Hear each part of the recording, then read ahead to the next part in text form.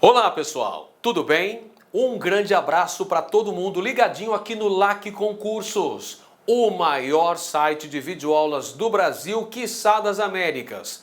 E para desespero da concorrência, meus nobres, olha só, Edenilson Moraes está na área e se derrubar é pênalti. E a gente vem junto na condução do nosso projeto pedagógico que visa a sua qualificação, que visa a sua preparação. A gente quer deixar você muito bem competitivo para esse concurso da Polícia Militar do Estado do Maranhão. E olha só, o tio Ed vem trazendo para você uma surpresa. Chegou a grande hora, chegou o grande dia. Eu vou disponibilizar totalmente grátis para você aqui no YouTube o nosso super simuladão de véspera para o concurso da Polícia Militar do Maranhão.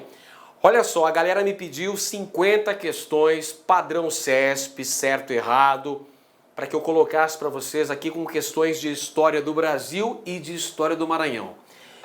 Olha só, a gente cumpriu a meta. Mais do que isso, a gente quase que dobrou a meta.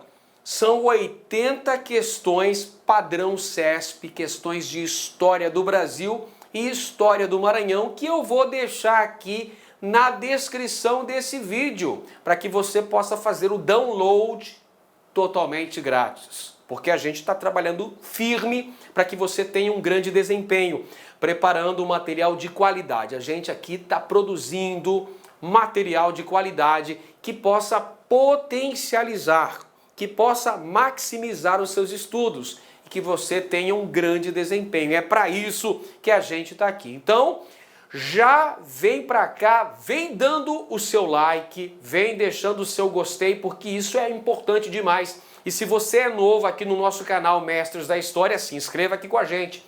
Vem ajudar o professor Edenilson Moraes a continuar essa nossa grande empreitada de disseminar o conhecimento com conteúdo de qualidade para você aqui no YouTube, no nosso canal Mestres da História. Então deixa o seu joinha, deixa o seu gostei, deixa o seu comentário também, fala comigo aqui, ó, vem interagir com a gente, falando a sua opinião, deixando suas dúvidas, suas sugestões, suas críticas e se inscreva no nosso canal também, que a gente vem nessa nossa maratona de estudos para o concurso da Polícia Militar do Maranhão.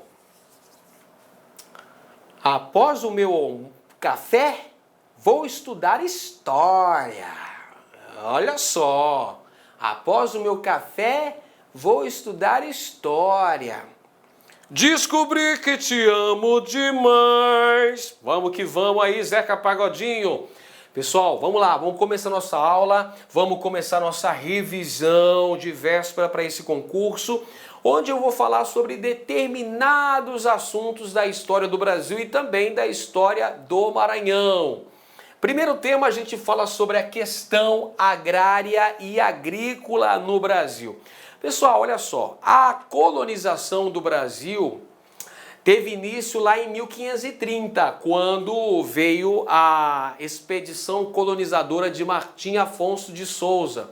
Pouco tempo depois, 4 anos mais tarde, o rei de Portugal, Dom João III, criou o sistema de capitanias hereditárias no Brasil, que consistia na divisão do território da América Portuguesa em vários lotes de terra de tamanhos variados que foram distribuídos para os fidalgos portugueses. Quem são esses fidalgos? São os representantes da pequena nobreza de Portugal que passavam a ter a incumbência de produzirem, de gerarem riqueza para o rei de Portugal, de recolherem os impostos fundamentais para a manutenção de uma balança comercial favorável para a coroa portuguesa. Esses capitães donatários, quando chegam aos seus respectivos territórios, as capitanias hereditárias, passam a promover a distribuição das sesmarias, que consistia na distribuição de lotes de terra que eram destinados à produção de gêneros alimentícios, distribuição das sesmarias àqueles interessados em colonizar essas terras. O Brasil ao longo dos séculos 16, 17, 18, 19, teve como característica básica a agroexportação, ou seja, foram cultivados diversos produtos agrícolas visando a exportação no Brasil. Foi assim com a lavoura de cana-de-açúcar, de algodão, com o tabaco, com o café no século XIX. Então, essa chamada vocação agrícola esteve presente ao longo de boa parte do processo de formação histórica do Brasil. Em 1850, tivemos a aprovação pelo Parlamento brasileiro da chamada Lei de Terras. Essa Lei de Terras determinava que a partir desta data, que data é essa, 1850, as terras públicas no Brasil só poderiam ser adquiridas através da compra. Quem quisesse terra a partir de então no Brasil teria que comprar essas terras. Não seriam mais feitas as distribuições das cartas de sesmarias. Na verdade, a Lei de Terras visava criar um mecanismo que dificultasse o acesso à propriedade da terra por parte dos ex-escravos e também por parte dos futuros imigrantes. Vamos acompanhar o contexto histórico, que é muito importante. Em setembro de 1850, foi aprovada pelo Parlamento brasileiro a Lei Eusébio de Queiroz, que proibia o tráfico de escravos da África para o Brasil. Ou seja, é uma lei abolicionista que já vislumbrava para um esgotamento do sistema escravista no Brasil. É o mesmo momento histórico em que começam a chegar grandes levas de imigrantes no Brasil. E para impedir que esses imigrantes também tivessem acesso à propriedade da terra, que eles requisitassem a terra no Brasil, que eles fossem mão de obra livre e barata, cria-se então esse mecanismo. A partir de agora, a posse da terra vai ser regularizada através dos cartórios de registros, constituindo isso como uma forma de promover a consolidação latifundiária no Brasil, ou seja, a consolidação do latifúndio no Brasil. Perceba como essa questão da exclusão da propriedade da terra no Brasil é algo histórico, remonta ao início da colonização das terras brasileiras. Nunca se teve essa preocupação com a distribuição de terras, as pequenas propriedades. Não. Isso acabou contribuindo para essa estrutura latifundiária extremamente concentradora no Brasil. Essa fase da imigração europeia para o Brasil, né, que acaba acontecendo aí em substituição à mão de obra escrava. E ao longo de nossa formação histórica, no século XIX e também no século XX, tivemos vários movimentos pela posse da terra no Brasil. Nós podemos citar alguns exemplos de movimentos importantes que devem fazer parte da sua revisão para essa prova. Canudos, na Bahia, Contestado lá no Rio Grande do Sul, aliás, Contestado no Paraná, fronteira com Santa Catarina, ali, a região do Contestado é a fronteira do Paraná com Santa Catarina. Canudos no sertão da Bahia. E ao longo do século XX, inúmeros outros movimentos em defesa dos camponeses. Nós tivemos na década de 50 o surgimento das Ligas Camponesas de Francisco Julião. Meados dos anos 80 surge o movimento dos trabalhadores rurais sem terra no Brasil, ou seja, diversos movimentos de luta pela posse da terra ao longo dos séculos 19, 20 e 21 no Brasil. Muito bem, agora vamos conferir as questões. Questão padrão CESP-UNB. Vem comigo. Durante o período colonial, o espaço geográfico brasileiro foi transformado e produzido prioritariamente segundo as necessidades do mercado externo, em detrimento da formação econômica interna. Foi por meio dessa perspectiva colonizadora que, a partir de 1530, as propriedades rurais se organizaram no Brasil. Com relação às questões agrária e agrícola no Brasil, julgue os itens. Vamos para o primeiro item. No Brasil colônia, a terra era parte do patrimônio pessoal do rei, sendo obtida por meio de doação. Como a Lei de Terras de 1850 extinguiu o regime de posse, contudo, as terras ainda foram mantidas como propriedade do Estado e a sua aquisição se dava somente por doação estadual. Pessoal, esse item então fala sobre a origem histórica da formação dos latifúndios no Brasil, que remonta àquela velha prática cultural portuguesa conhecida como doação das cartas de Sesmarias. Esse regime foi extinto em 1850, quando aprovou-se no Brasil a Lei de Terras, determinando que a partir de agora, a partir de então, as terras públicas, isto é, as terras devolutas pertencentes ao Estado, só poderiam ser adquiridas através da compra. Então aqui no item, ele fala que somente seriam por doação estadual. Não, somente seriam feitas através da compra. Lembrando que a Lei de Terras foi um mecanismo para impedir o acesso à terra por parte dos ex-escravos e também dos imigrantes. Então essa afirmação está errada. Vamos para a próxima aqui. A política de terras no Brasil e a existência da escravidão foram fatores favoráveis à imigração estrangeira. Então vamos lá. A política de terras no Brasil, qual que é a política de terras no Brasil? É a Lei de Terras. Lei de Terras que foi criada em 1850. A Lei de Terras que atribuiu valor imobiliário para as terras públicas no Brasil.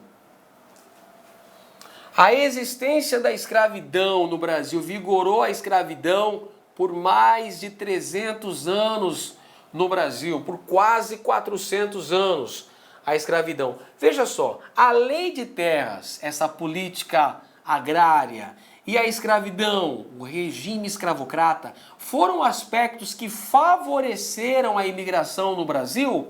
É claro que não, pessoal, é claro que não. Não favoreceram primeiro, porque os imigrantes receavam ser tratados, né, com o mesmo requinte que era dado aos escravos, ou seja, um tratamento desumano. E os imigrantes também esperavam conseguir conquistar terras no Brasil. Então a existência dessa política de terras concentradora e da escravidão no Brasil foram fatores que dificultaram a imigração. Não são fatores favoráveis à imigração, são fatores que acabam dificultando a imigração no Brasil. Tanto é que o primeiro sistema de imigração, que foi o sistema de parceria no Brasil, não deu certo, justamente porque os fazendeiros estavam habituados ao tratamento dispensado aos escravos e queriam tratar os imigrantes da mesma maneira. Então isso acabou gerando uma série de desentendimentos, inclusive algumas manifestações feitas por esses imigrantes no Brasil. Ao longo da história fundiária brasileira, ocorreram diversas manifestações, movimentos, revoltas e pressões de trabalhadores rurais pelo acesso à terra. Muitas com ganho de causa. Muitas com ganho de causa. Grifa aqui. Perceba como a questão vai te dando algumas pistas importantes para você conseguir julgar corretamente o item. Ele fala que nesses movimentos de revolta, esses movimentos de luta pela posse da terra no Brasil, muitos deles tiveram ganhos de causa desses trabalhadores despossuídos. Esses movimentos sempre, olha outra palavrinha excludente, sempre foram amplamente divulgados pelas mídias oficiais. Que mentira, que lorota boa! Essa afirmação está incorreta, está errada, pessoal. Por que razão? Ao longo da história fundiária brasileira tivemos muitos movimentos. Nós podemos citar a Guerra de Canudos, lá no sertão da Bahia, 1897, a Guerra do Contestado, lá na fronteira do Paraná com Santa Catarina. Nesses movimentos, as lideranças camponesas foram massacradas pelas tropas do exército. Então, quando ele fala que muitas dessas revoltas tiveram ganho de causa, é errado. Outro aspecto, fala que esses movimentos sempre foram divulgados com grande amplitude pelas mídias oficiais no Brasil. Claro que não. Olha só a Guerra de Canudos, por exemplo. Os principais jornais do Rio de Janeiro praticamente demonizavam a figura de Antônio Conselheiro, o considerando um fanático religioso, um monarquista. Tudo isso para justificar aquela repressão violenta, exemplar, que foi feita pelo Exército Brasileiro, que extinguiu esse movimento. Muito bem, agora vamos falar sobre a fundação de São Luís. Vamos falar sobre a fundação da capital maranhense, São Luís.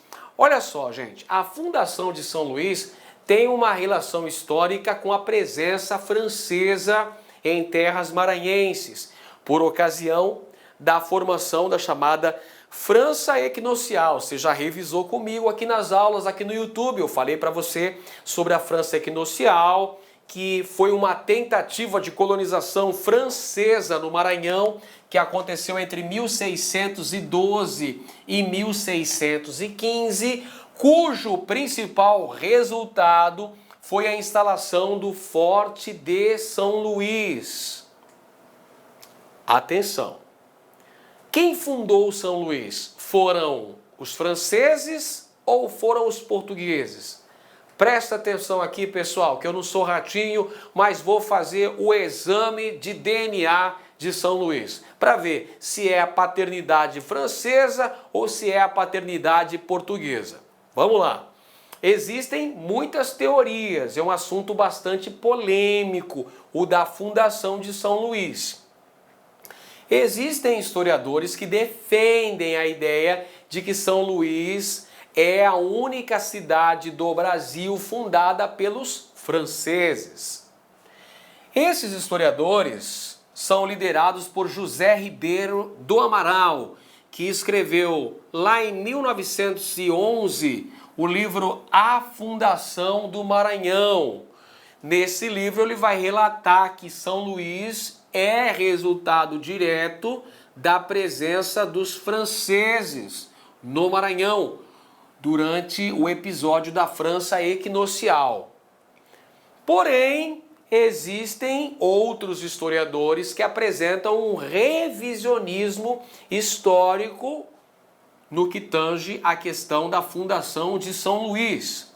Por exemplo, Maria de Lourdes Lauan de Lacroix, a Lourdinha Lacroix, que vai defender a ideia de que São Luís, na verdade, é uma cidade fundada pelos portugueses, que esse mito da fundação francesa de São Luís é uma invenção histórica no momento em que as elites políticas do Maranhão estavam em decadência no cenário nacional e que vão buscar esse passado glorioso, essa ligação histórica com os franceses. Ela afirma que há uma construção cultural e historiográfica ligando a fundação de São Luís como obra e graça dos franceses, capitaneados por Daniel de Latouche, como o principal fundador de São Luís, aquela época em que ocorreu a fundação do Forte de São Luís. Perceba que existem correntes historiográficas antagônicas acerca da questão da fundação de São Luís. Seria uma cidade fundada pelos franceses ou uma cidade fundada pelos portugueses? Maria de Lourdes Laouan de Lacroix, por exemplo, ela vai sustentar a ideia de que são os portugueses os fundadores de São Luís. Por quê? Porque só existia o forte de pau a pique quando da presença dos franceses. Não existia um traçado das ruas, não existia o centro da cidade, não existiam os prédios públicos. Então ela vai defender que são os portugueses que vão fazer todo o projeto de engenharia que culmina com a fundação de São Luís. Então agora a gente vai conferir algumas questões para a gente massificar esse nosso conteúdo. Primeira delas, em relação à fundação de São Luís, capital do estado do Maranhão, julgue os itens. Primeiro item: há consenso entre historiadores maranhenses de que a fundação de São Luís foi realizada pelos franceses em 1612 como resultado da colonização da França equinocial. Acabamos de falar, pessoal. Não há consenso, há uma rivalidade, há um revisionismo histórico.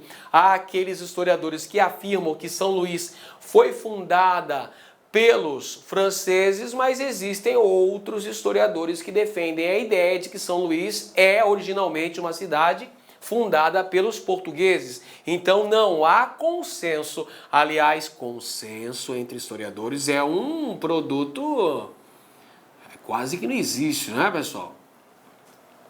Consenso entre historiadores quase não existe. Então essa afirmação está incorreta. Segunda, no início do século XX, José Ribeiro do Amaral escreveu A Fundação do Maranhão, que apontava como marco da fundação da cidade a missa celebrada pelos padres franceses, quando chegaram à ilha de Upaon-Açu, em 1612. Então, de acordo com o historiador José Ribeiro do Amaral, na sua obra A Fundação do Maranhão, onde ele aponta que São Luís foi fundada pelos franceses, ele vai colocar como marco inaugural da cidade a celebração da missa pelos padres franceses capuchinhos. Correto essa afirmação, pessoal. 1612. Próximo item. Estudos recentes apontam que os documentos históricos dos primeiros franceses que chegaram ao Maranhão não descreveram o termo fundação. Existia uma intencionalidade de se fundar a França equinocial e de transformar São Luís em uma cidade, mas isso não se concluiu em razão da expulsão dos franceses em 1615. Esta é a visão do chamado revisionismo histórico acerca da fundação de São Luís. Está correto também, certo? Pode assinalar, está certo? Próxima afirmação. Os franceses chegaram a Upaon-Açu em julho de 1612, chefiados por Daniel de Latouche, e construíram um forte onde hoje está o Palácio dos Leões, sede do governo do estado do Maranhão. Também está correta essa afirmação. Chegada dos franceses ao Maranhão, 1612, fundação ali do Forte de São Luís, no local onde hoje se encontra o Palácio dos Leões, que é a sede do governo estadual no Maranhão. A partir da expulsão dos franceses pelos portugueses na Batalha de Guaxenduba, é que a então ilha de Upaon-Açu ganhou uma planta elaborada pelo engenheiro-mor português militar Francisco Frias e Mesquita, contendo um projeto arquitetônico e o arruamento original da cidade. De acordo com Maria de Lourdes Lauan de Lacroix, isso está correto. São os portugueses que vão criar a planta arquitetônica da cidade de São Luís após a expulsão dos franceses. Após expulsarem os franceses, os portugueses mudaram o nome do forte construído pelos franceses para São Felipe, nome mantido até os dias atuais.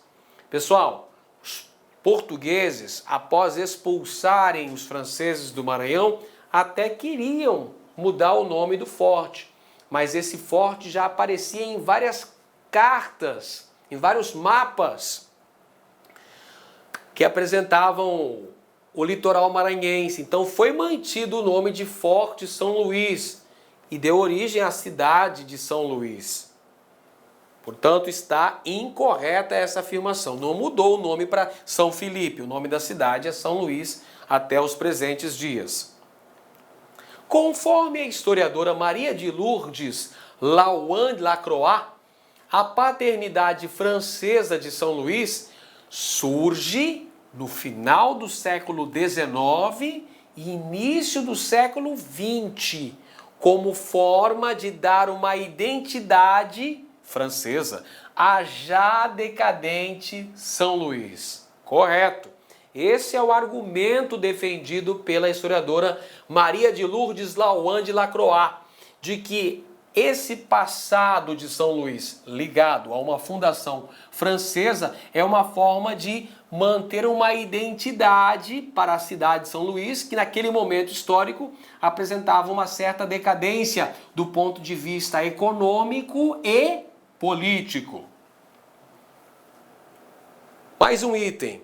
A ideia da fundação francesa surge também com o título de Veneza Brasileira, alcunha conferida pelos intelectuais da Academia Maranhense de Letras, pelo fato de São Luís ter sido berço de escritores e historiadores importantes do século XIX. Olha só, gente, essa afirmação aqui está incorreta porque São Luís não é a Veneza brasileira. A Veneza brasileira é Recife, perfeito?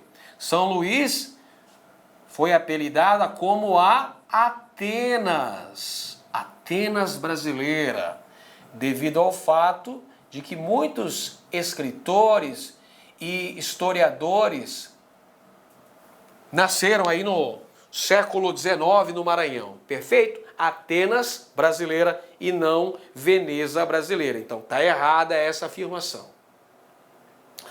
Agora a gente fala sobre a história brasileira, vamos abordar alguns aspectos da história brasileira ao longo do século XX. Pessoal, história da República Brasileira, alguns períodos históricos importantes. Temos aí o período populista, que vai de 1946 a 1965. Este é o chamado período democrático populista. Democrático populista no Brasil. Período democrático populista que corresponde aos governos dos presidentes Eurico Gaspar Dutra, Vargas, que retorna à presidência da República nas eleições de 1950, governa até 1954, a data do seu suicídio. Depois nós tivemos em 55 a eleição de Juscelino Kubitschek, que assumiu em 56, governou até 60. Depois nós tivemos a eleição de Jânio da Silva Quadros, que governou só o ano de 61, ficou apenas 7 meses na presidência da República, renunciando em 25 de agosto de 1965. E depois tivemos também o governo do presidente Jango, o João Goulart, que governou de 61 até 1964, quando do golpe que o destituiu do poder e instalou o regime militar no Brasil. Ainda durante o período populista brasileiro, nós tivemos aí a aprovação da Constituição de 1946. A Constituição de 1946 é uma Constituição liberal, democrática, que foi implantada no governo do presidente Dutra. 54, como nós já mencionamos, uma grave crise política que culmina em 24 de agosto de 1954 com o suicídio de Vargas, que deixa a vida e entra para a história. Outro fato importante aí desse período é o plano de metas. O plano de metas sintetizado na expressão 50 anos em 5 do presidente Juscelino Kubitschek. As 30 metas do governo do presidente JK, cuja meta síntese acabou sendo a construção de Brasília, inaugurada em 21 de abril de 1960. Temos também a fase da crise do populismo no Brasil, assinalada pelos governos dos presidentes Jânio Quadros, em 61, e João Goulart, de 61 até 1964, ocasião em que ocorreu o golpe civil-militar que implantou uma nova organização política no Brasil, chamado Período Militar Brasileiro. Posteriormente, já na década de 80, a transição da década de 70 para a década de 80, temos um processo lento, gradual e seguro de redemocratização do Brasil, que vem se consolidar em 1985, com a eleição de Tancredo Neves no Colégio Eleitoral, e 1988, com a aprovação da nossa atual Constituição Federal Brasileira. Muito bem, pessoal, vamos ver então algumas questões relativas a este período histórico. Questão da Banca CESP. Vamos lá. Entre 1945 e 1964, em meio a crises sucessivas, o Brasil foi descobrindo a democracia. O golpe que depôs Goulart mergulhou o país em 21 anos de regime autoritário. A redemocratização, iniciada em 1985, teve como marco jurídico-político a Constituição Federal de 1988.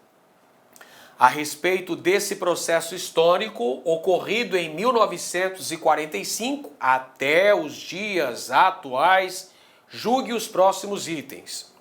Então, essa questão fala sobre a própria história republicana brasileira, de 1945, o início do período democrático populista, até os presentes dias. Vamos lá. Primeira afirmação. A Constituição Federal de 1988 privilegia a cidadania e prescreve como inafiançáveis crimes como o racismo. Olha só que questão legal, pessoal, e bem atual. Afinal de contas, tem ocorrido alguns episódios assim lamentáveis em nosso país, em nosso Brasil. Crimes de racismo, né? Algumas coisas assim lamentáveis que têm acontecido ultimamente. Então, essa afirmação está correta. Racismo como crime inafiançável e imprescritível no Brasil. Tá aqui, ó. Correta essa afirmação. Pode assinalar que está certo. Segunda afirmação. O suicídio do presidente Vargas constituiu uma das principais crises do regime liberal democrático surgido com a Constituição de 1945. Verdade também, pessoal. O suicídio de Vargas, em meio a uma grave crise política, muita pressão exercida pelas oposições a Vargas, representadas principalmente pela UDN de Carlos Lacerda, acabam gerando o suicídio do presidente. É um dos principais momentos assim de crise no Brasil durante o período democrático populista. Os anos JK foram marcados pelo desenvolvimentismo, assentado no plano de metas, cuja síntese foi a construção de Brasília, sede da nova capital do país. Olha só que afirmação tranquila, né, pessoal? Plano de metas de JK visava desenvolver o Brasil, 50 anos em 5, promover o desenvolvimento, a industrialização, geração de infraestrutura, investir no sistema de transportes, educação, agricultura, industrialização, investir também em obras de infraestrutura, as 30 metas do plano de metas. A meta síntese acabou sendo a construção da nova capital federal, no sertão de Goiás, inaugurada lá em 1960 para ser a nova sede administrativa do Brasil, a cidade de Brasília, que contribuiu, por sua vez, para o desenvolvimento da região centro-oeste do Brasil. Tá tudo certo, pessoal, corretíssimo. Os 21 anos do regime militar, iniciado em 1964 e sacramentado no mesmo ano pelo Ato Institucional número 5, foram homogêneos, ou seja, sem diferenças perceptíveis entre os governos dos generais que se revezavam no poder. Atenção, muita calma nessa hora. Tem que analisar a frase com muito critério. Vamos lá. Ele fala então que o regime militar foi iniciado em 1964. Beleza, aqui tá certo, tranquilo. Ele afirma que no mesmo ano foi implantado o Ato Institucional número 5. Senhoras e senhores, moças e rapazes, meninos e meninas, prestem muita atenção aqui no Tio Ed.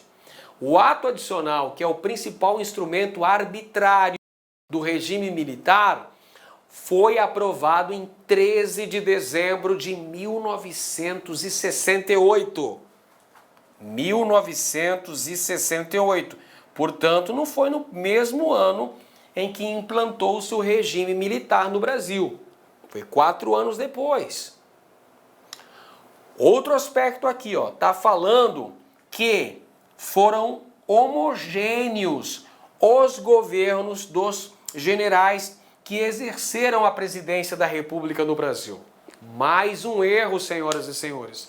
Nós tivemos ao longo desses 21 anos de regime militar no Brasil, 5 presidentes da República. O primeiro deles foi Humberto de Alencar Castelo Branco. O segundo foi Arthur da Costa e Silva. O terceiro foi Emílio Garrastazu Médici. O quarto foi Ernesto Geisel. E o quinto, João Batista Figueiredo. 5 presidentes. Desses 5 presidentes, pessoal, nós temos aí 2 presidentes que são da chamada linha dura. 2 presidentes da chamada linha dura. Quem são eles? O presidente Costa e Silva e o presidente Médici. Não à toa que a fase do governo do presidente Médici é chamada de anos de chumbo no Brasil. É a fase de maior repressão política no Brasil. 3 presidentes são da linha moderada, a chamada linha Sorbonne. Os 3 presidentes.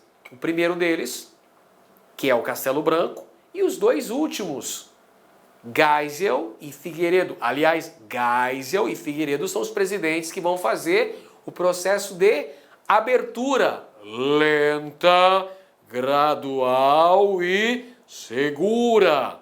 Processo de redemocratização.